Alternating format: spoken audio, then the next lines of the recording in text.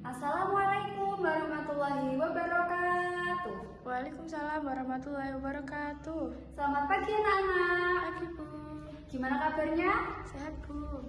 Alhamdulillah. Sebelumnya perkenalan dulu, nama saya Fadila Naila Rizky, bisa dipanggil Bu Naila.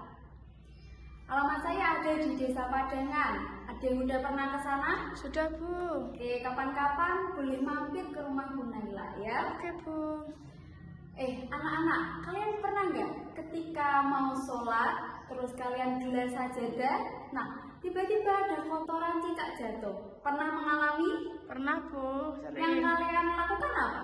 Dibiarin aja sih Bu. Kenapa dibiarin? Karena nggak tahu cara bersihinnya. Karena nggak tahu cara membersihkannya. Nah, dari kasus yang telah Bu Naila ucapkan tadi, ada kaitannya dengan materi fikih yang akan kita pelajari pada pagi hari ini, yaitu cara membersihkan najis. Nah, tujuannya apa sih mempelajari materi ini? Tujuannya yaitu agar kita paham cara membersihkan najis, karena kebersihan sebagian dari iman. Nah, kalian udah yang tahu cara membersihkan najis? Belum Bu. Oke, mari kita pelajari. Tapi sebelum itu kita review sebentar tentang macam-macam najis. Jadi, macam-macam najis ada 3. Yang pertama yaitu najis mukhafafah, yaitu najis ringan. Contohnya adalah air kencing bagi laki-laki yang belum makan apapun kecuali ASI. Yang kedua ada najis mutawasito, yaitu najis sedang. Contohnya yaitu kotoran cicak, kotoran manusia, muntah, darah, terus nanah, dan lain-lain. Yang ketiga atau yang paling berat yaitu najis mughaladhah. Dia itu najis dari air liur dan kotoran babi maupun anjing. Oke, kalau gitu langsung saja kita belajar cara membersihkannya. Oke, yang pertama kita akan belajar cara membersihkan najis mukhafafah, yaitu air kencing bagi laki-laki yang belum minum makan selain ASI ibunya. Caranya dengan hanya menciprati najis tersebut dengan air suci. Nih, contohnya ada kain yang terkena najis mukhafafah. Caranya cukup dengan dipercikan air. Nah, dengan tersebut kain tersebut sudah suci. Selanjutnya, cara membersihkan najis mutawasito. Caranya yaitu dengan dialiri air suci. Oke, di sini ada contohnya ada sajadah yang terkena kotoran cicak. Nah, caranya kita ambil dulu najis ainiyahnya, yaitu najis yang terlihat. Ini kita ambil dengan tisu ya. Kita ambil. Nah, setelah kita ambil najis ainiyahnya, baru kita sucikan najis hukmiyahnya, yaitu najis yang tidak terlihat. Kita aliri air yang suci. Gitu. Nah, setelah dialiri air yang suci, ya, sajadah tersebut, sajadah tadi itu sudah suci, sudah bisa digunakan untuk sholat.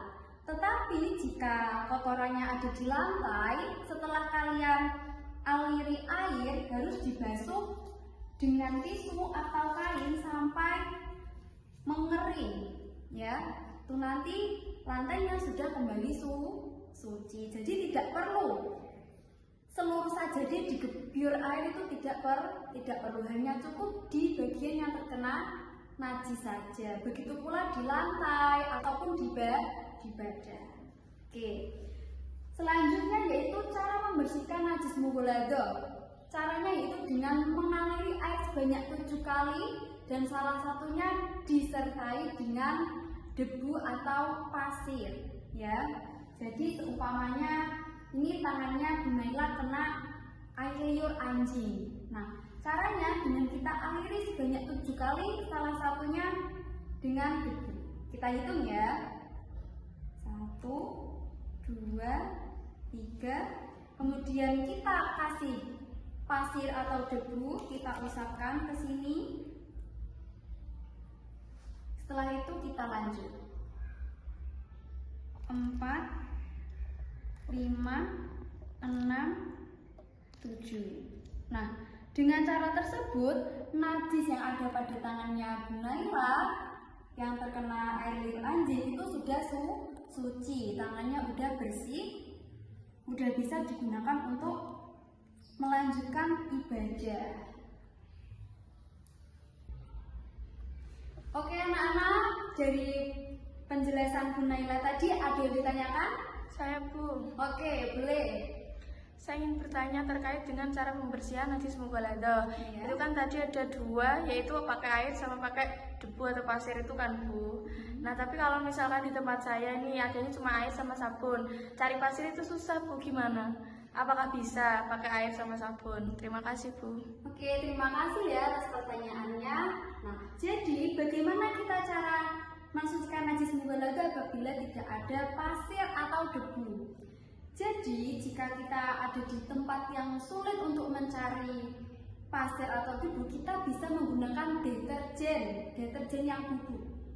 Jadi caranya sama, kita aliri air dan salah satunya kita barengi dengan deterjen tersebut. Kita usap-usap seperti tadi.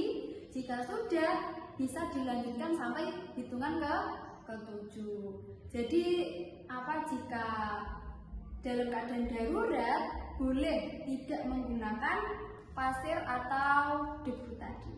Ya anak-anak, jadi kesimpulan dari materi kita hari ini, cara membersihkan najis yaitu agar kita dapat membersihkan najis. Karena ibadah kita, ketika kita ibadah harus suci dari tempat, pakaian maupun badan. Nah, kalau kalian udah bisa cara membersihkannya, ibadah pun akan terasa ringan. Gak perlu bingung ketika badan kita kena najis ataupun pakaian, tinggal dibersihkan saja.